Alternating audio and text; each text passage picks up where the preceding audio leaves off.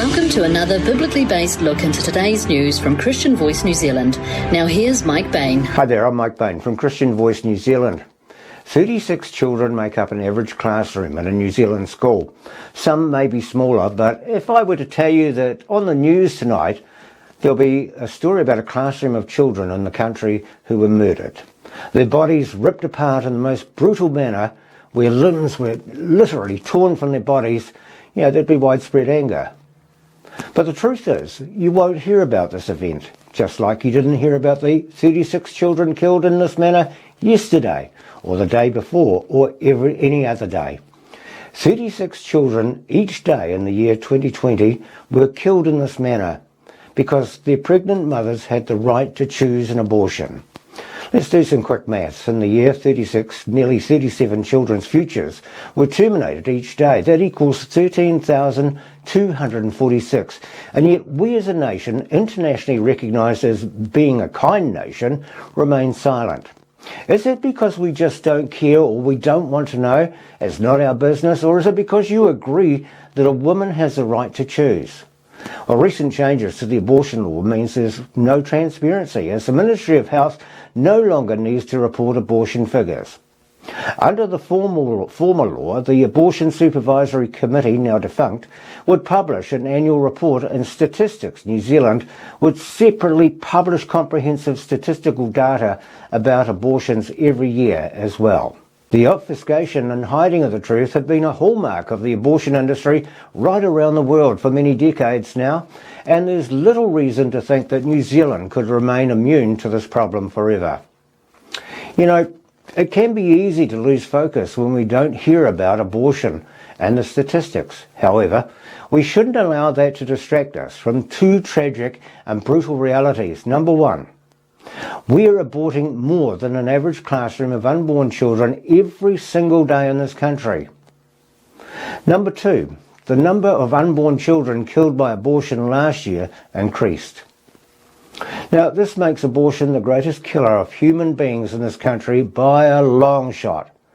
In fact, last year, the number of Kiwis killed by abortion was almost twice as many as were predicted to die with COVID-19 in this country. The question of abortion was thrown under the spotlight recently with the US Supreme Court overturning the Wade v. Roe case, which has stood as a benchmark for a woman's right to choose. Now, as expected, the abortion lobby groups are pushing back in the US, but here in New Zealand, we now have the most liberal laws which can see a baby's life terminated right up to birth.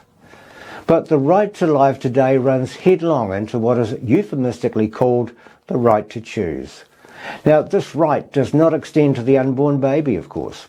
And the right to choose, whatever the subject, is the preeminent right of our day.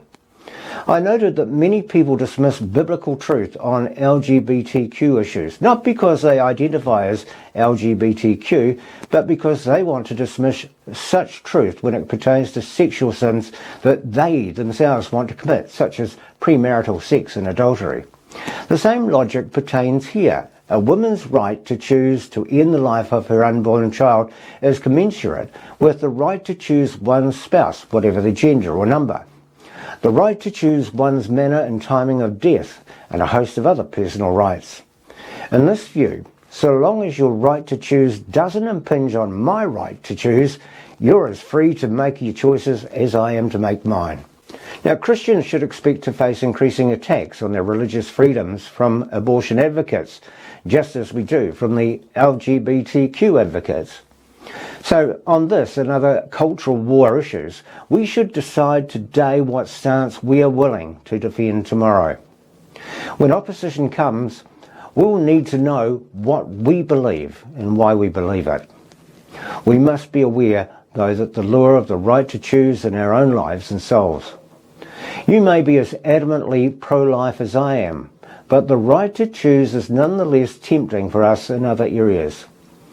Any thought, word or deed that conflicts with God's word is sin. We must earn the right to help others choose God's will for their lives. From women considering abortion to patients considering euthanasia and everyone in between. Every person you meet today needs to experience the love of God found in the community of faith. Now, before I finish, I just want to remind you, we are talking about the lives of 36 children a day in this country whose lives are terminated, and yet we as a nation allow it to happen and we say nothing. But when it comes to climate change or the archy speckled frog on the Coromandel, which is apparently endangered, we're very vocal about it. But let me finish with a bit of perspective. If we don't defend the basic right to life, then all the rest means nothing.